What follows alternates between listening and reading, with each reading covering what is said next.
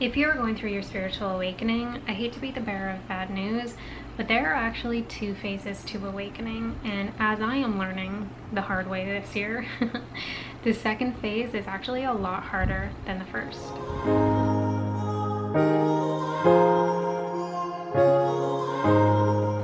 Hello sweet souls, welcome into this video. If you are new to my channel, you can call me Abby. I started my spiritual awakening in March of 2020. The world started going upside down, inside out, super chaotic, and everything that was happening outside was happening inside, and it was a lot to go through all at once. And I know that there is a large collective of us that started to wake up in 2020. That phase of awakening, the first phase, was extremely challenging, do not get me wrong, but the second phase that we're moving into right now is even harder. The first phase is all about learning. You're starting to have awareness to things, you're starting to see things, you're starting to understand things that you were not conscious to before. And this is a beautiful thing, it's a necessary part of the process. And it can be extremely challenging for our human minds to conceptualize. It's like understanding that everything in this world is not as it seems, that there are things in this world that do not have our best interest, that we've been living lies and we've been living in a unaligned way, in ways that don't feel good or help us. And when you come to terms with all of that, yes, it's extremely challenging to move through, but that awareness is key for the second phase of your awakening. And all of the things that you learned about, meditation and breath work and journaling and all of those things are applicable in the second phase. It's like the building block that you needed to get into the second. So here we are, 2025, 5 years after I've awakened, and sometimes I feel like everything that I've gone through in the last 5 years suddenly don't even matter. And I know that's not true, but this year is when all of the triggers are coming up, like back to back to back. And it's very challenging for my human and even my soul at times, I feel, because we're a little bit at war.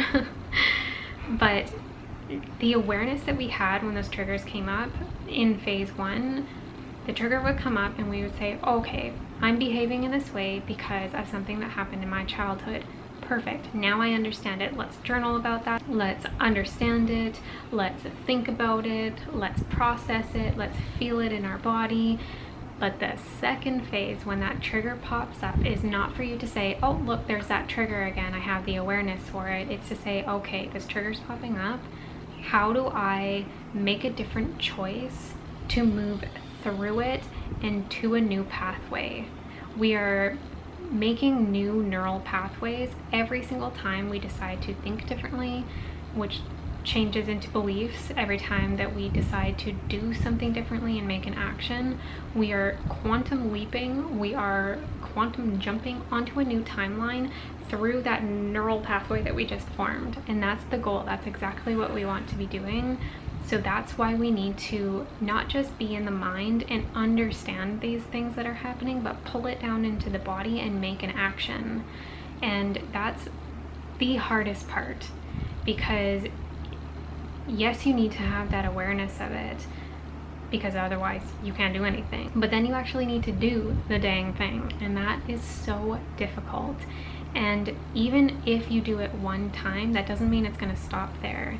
You have to, in order to change a neural pathway, you have to think a new way many times, over and over and over again, to solidify and thicken that pathway. If you've thought your entire life that money is hard to come by, you don't change that belief and that pathway with one new thought of thinking money is my birthright. You have to think this over and over and over and have like evidence, real life proof that money is your birthright, that money is easy to come by, in order for it to stop feeding that old pathway and start building the new. And that's what we want to do, is build the new. So if you have behaved and had a pattern of something like people pleasing, for myself, for 32 dang years and now you have one instance where you put yourself first and you don't please the other person, that doesn't mean that you're healed. That opportunity is going to keep coming up and up and up until you prove to yourself and God and the universe that you are always going to act in alignment, that you are always going to be authentic to yourself. You're going to feel in your body, listen to your body's cues, and you're going to make the choice that is best for you. And that's what I'm experiencing right now, back to back, opportunity after opportunity for me to put into practice in real time all of the things that I've learned up until now. Am I going to start behaving as the person that I truly am, or am I going to continue to keep falling into these patterns that I've been in for 32 years? Am I actually going to embody the higher self that I know that I already am, or am I going to keep shrinking to be this old version that does not suit me, that does not fit into the life that I'm trying to go into? It's on this timeline, but I want to be on that timeline. This is like the broke people pleaser survival pathway, and I do not want to be on it. I want to get on the one where I'm always in alignment, where I'm living in authenticity, where I am able to pull in and attract my desires with ease because I know that I am worthy of them. And so making new choices is exactly what we need to do. And it's like when somebody wants to lose weight and they know that they need to lose weight, but they only ever understand it and talk about it.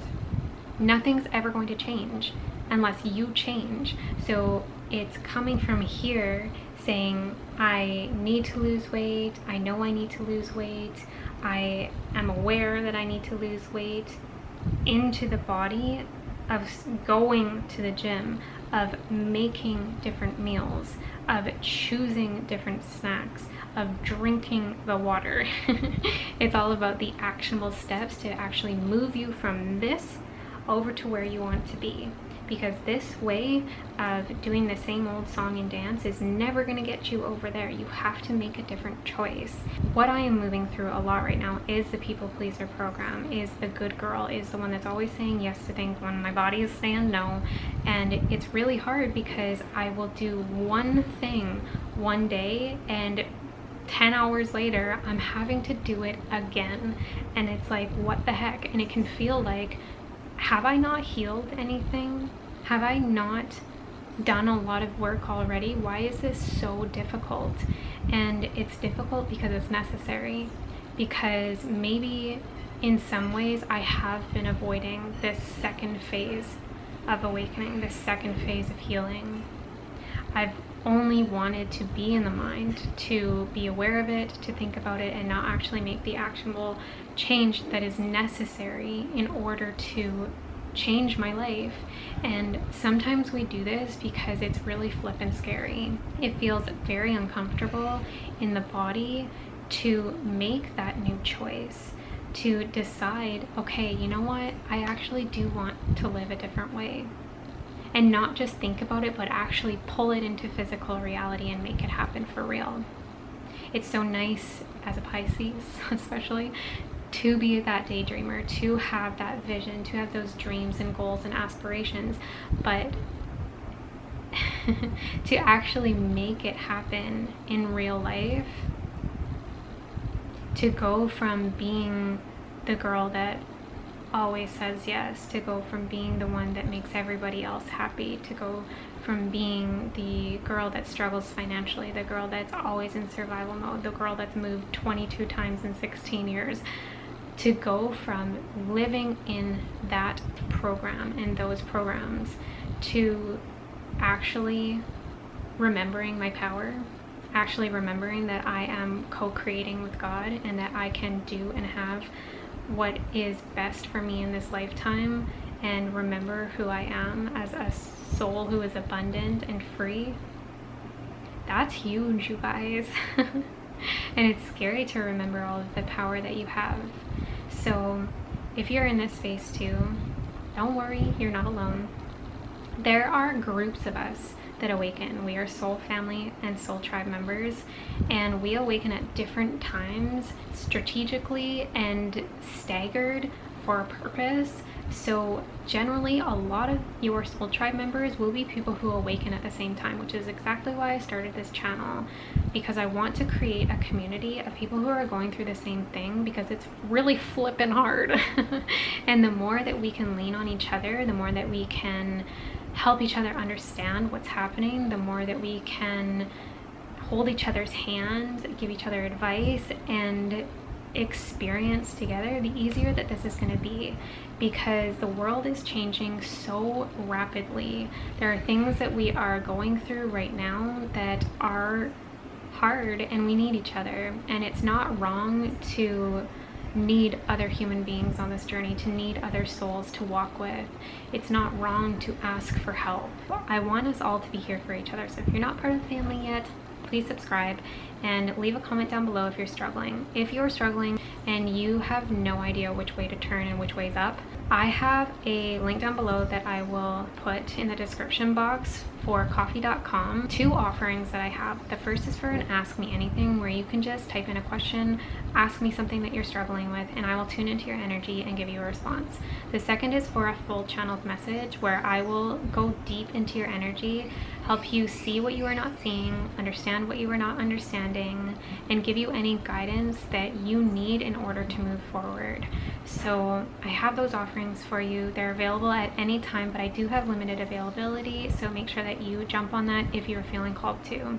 Thank you for watching this video. Thank you for engaging with my channel. Any little bit helps. I love you guys so much. Have a beautiful day.